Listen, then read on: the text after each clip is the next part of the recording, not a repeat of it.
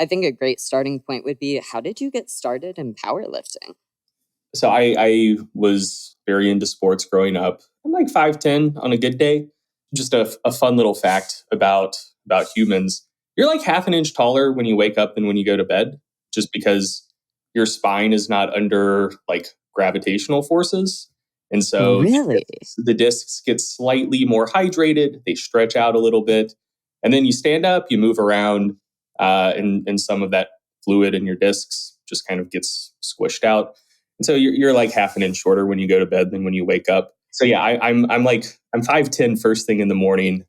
Spend most of the day at like 5'9" and a half. But I claim that 5'10". I'm definitely claiming 5'9" now, man. You better be. Alex gonna be rounded up. Shit. So basketball was my main sport. I'm somewhat vertically challenged, but I was a pretty good jumper, and so I could, at my best, like throw down a dunk if I got like the perfect alley oop. But I wanted to put maybe like 3 or 4 more inches on my vertical so I could like throw down in a game. Probably not in traffic. Like I was probably never going to put anyone on a poster, but like I really just wanted to be able to dunk on fast breaks. So I was working with a coach at a local gym. This was summer between freshman and sophomore year of high school.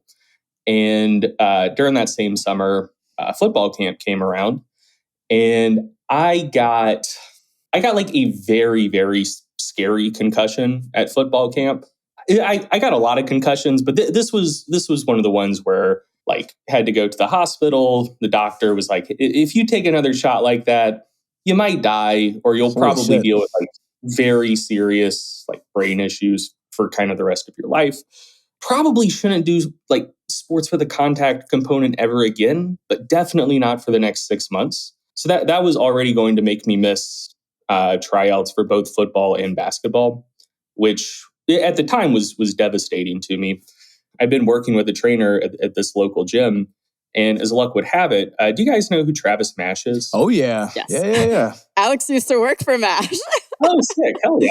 That's kind of how I kind of found who you are, because through Travis. Yeah. Yeah. So Travis was also just coaching at that same gym at the time. So I went back to the person who had been training me, Levan, and I was just like, Levan, we probably shouldn't keep working together, because I was doing this for basketball, and I already can't play basketball this coming season.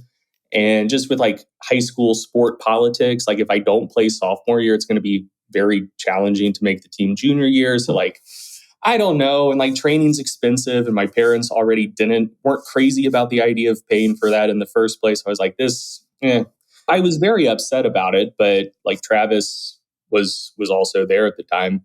He pulled me aside and he was like, "Hey, Greg, I've seen you around here. I've seen you lifting. And I think you're better at lifting weights than you are real sports." And Travis would know too. So yeah. So he was like, "There's this sport called powerlifting, and I think you would be good at it." Turned out he was correct. And powerlifting was a great thing to go to, because it is a sport where if you sustain head trauma, you did something very wrong. There's no helmet-to-helmet contact. You're not going to catch a line drive to the face. You're not going to get your feet taken out going up for a rebound. Like the head is safe in a powerlifting context. So yeah, that's how I got into it. What a coach to find. Oh my God. It's like, if you talk about like all the stars aligned, it's like, if you're going to be in good hands, Travis Mash the dude, right? It was outrageously fortunate. What were your world records then? Oh man, it almost feels funny to say today, because lifters have just gotten so much stronger. But I had the like all-time kind of across all federations tested records for the total at 220 without knee wraps, and total and squat at 242 with knee wraps. The numbers themselves today are hilarious. What are they? The 220 total was, I think it was 1714. At 242, it was 1885 and a 750 squat. She had a 750-pound squat. Yeah, but I mean, these days, I mean, especially the 220 number, man, there's people in like the 183 class doing that these days. The sport has definitely come a long way from when I was on top, but there for a brief moment in time, I was pretty decent. So you went to school for a degree in exercise science. You have a master's degree, correct? Mm-hmm. I'm just curious because I was also working on a PhD at one point in time in my life. And did you ever try to go for a PhD, or is that not in the cards for you? No. In another world, I may have pursued a PhD. So my wife and I were high school sweethearts. Like we didn't want to do like the exact same things after high school, after college, whatever. But we were together, and with any relationship, there comes compromise. So it was basically like I pick a thing, you pick a thing, I pick a thing, you pick a thing. Like I largely chose where we went to college, but then she got kind of the first bite at the apple for what we did after college. And so she got a journalism job out in Southern California. There are like ex-phys master's programs in Southern California broadly, but with just how bad the traffic is down there, yeah, there were none where like, I could be close enough to a school to like get to the lab regularly, and she would be close enough to the Orange County Register to go in for work. Like it would have been both of us having like hour and a half commutes every day. So yeah, I was like, yeah, I'll put grad school on hold for a bit. And then actually when that wrapped up, the plan was then to go back to grad school, get my master's, get my PhD. So yeah, then when when it was my turn again, I was like, okay, like I'm going to apply to grad school. I'm going to go get my master's.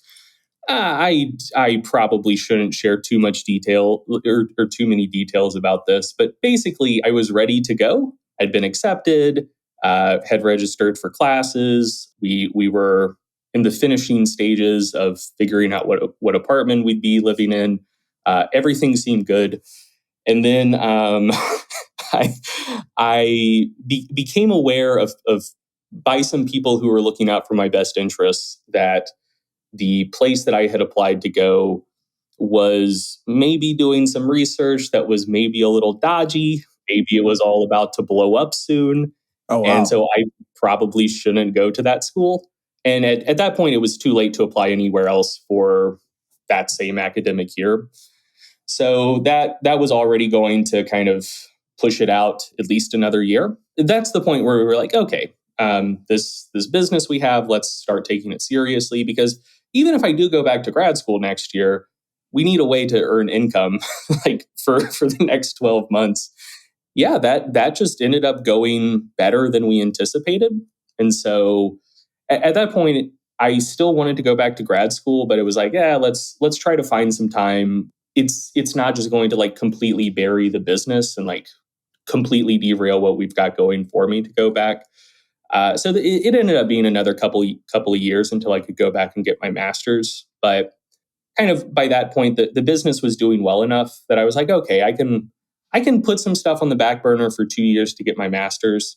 I really can't put things on the back burner for an additional 4 years to also get my PhD. If the first grad school attempt would have worked out, I think I probably would have just gone straight through, got my master's PhD. But since there was that like 3 year gap between graduating undergrad and going back, by that time, I was just in a place in life where it just wouldn't have been feasible.